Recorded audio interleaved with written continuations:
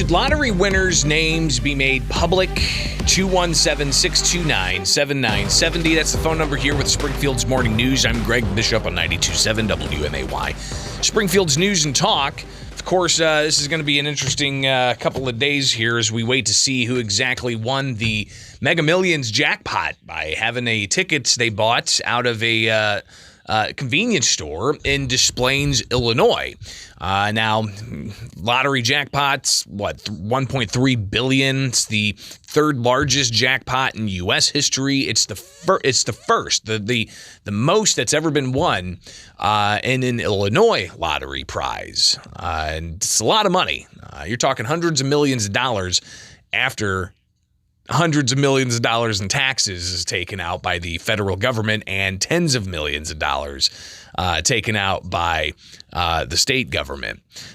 So we could talk about whether or not you think the government's going to spend that money wisely or not, or if it would have just been spent better by the individual who won this. But we don't know who that individual is yet. Nobody's come forward. And I want to hear from you. 217-629-7970. Should lottery winners' names be made public?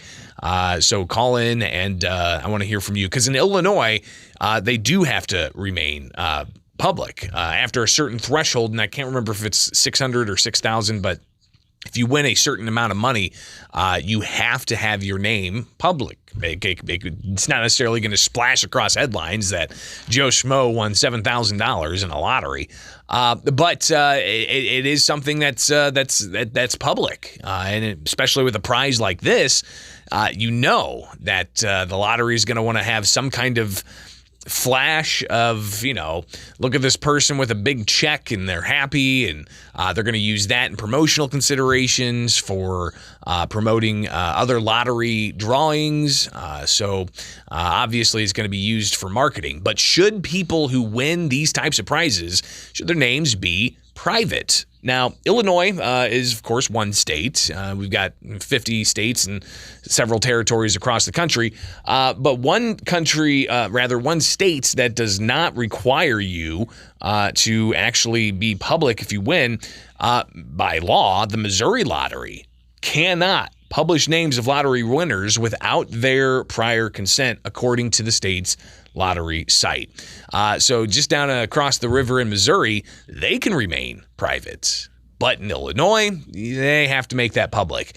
Your thoughts on this? 217-629-7970. Good morning. You're on WMAY. Yeah, good morning, Greg. I think it should be optional, and here's the option. If you choose to pay the taxes on it, then and accept that, then private. If they want to publish it, no tax. So essentially, that would go.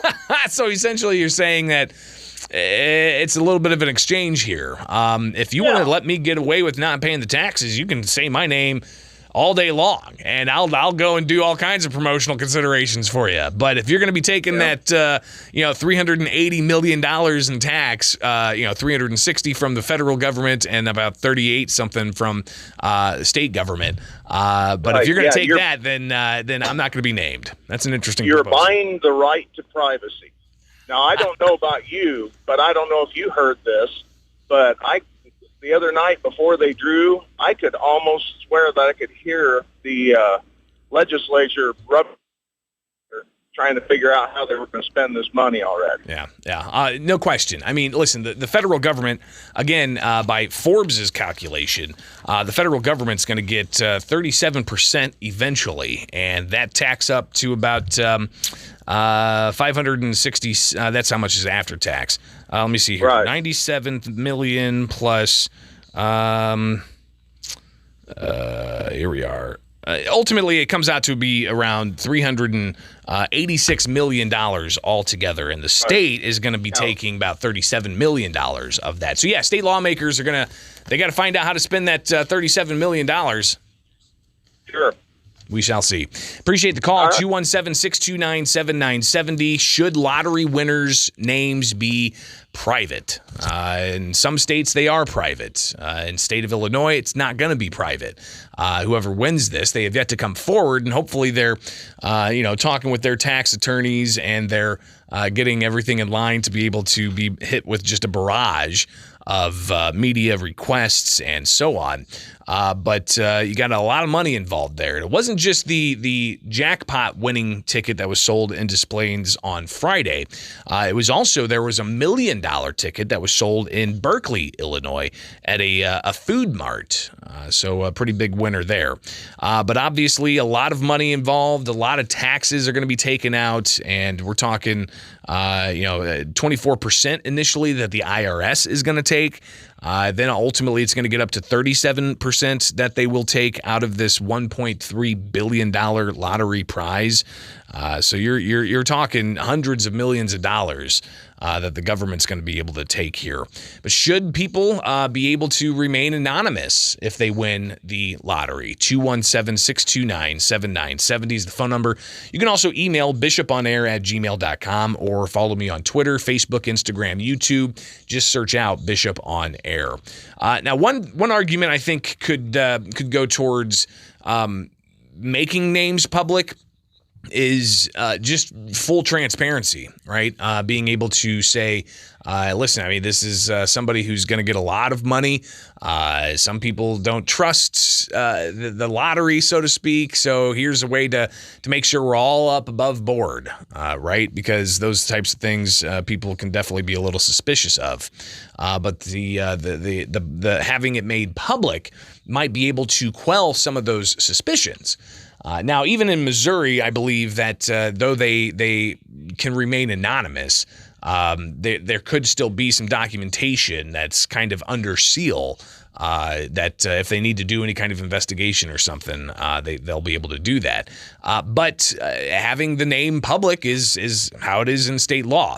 Now, a lot of other criticism about the taxing side of this, how much money is going to be taken in state taxes, and in particular for Illinois, the Illinois lottery claims that they've spent $22 billion since 1985 for the state's Common Schools Fund to help K through 12 schools all throughout the state. They've also given hundreds of millions of dollars to capital projects and other causes to help Illinois veterans, breast cancer, Alzheimer's, Special Olympics, police memorials, and assistance for people living with HIV/AIDS. Those are just some of the things that the Illinois Lottery says they have done with all of the taxes that they've generated.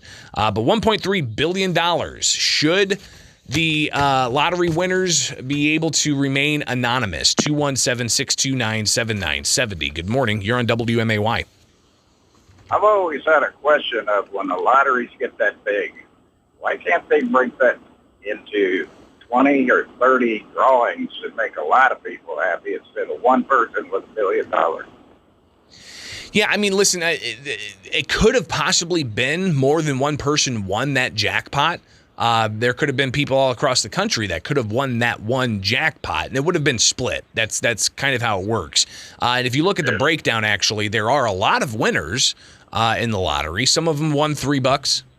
Others won $1,000. There was one winner in Illinois that won $1 million from the Mega Millions. So there's a lot of winners all throughout, and it is split up that way. But it's an interesting proposal you pose. Having that much money at stake, you can imagine they'd probably get even more bang for their buck if they said, "Hey, we're splitting this up in 10 different lottos. So play all day," type of thing. We'll see. Yeah. It's an interesting proposal. Okay, I appreciate it. thank you. Yep, 217-629-7970 is the phone number, 217-629-7970. Should Illinois lottery winners be allowed to remain anonymous? We still don't know who this $1.3 billion winner is, but they're going to get taxed all. They better be getting some kind of professional in there. Maybe set up a trust or something. I don't know. One thing I do know is if it was any of you and you promised me $1 million, it's a legally binding conversation we had on Friday. So if you're coming forward with that ticket, you know how to get a hold of me, all right? bishoponair@gmail.com. All right, it's now 7:21.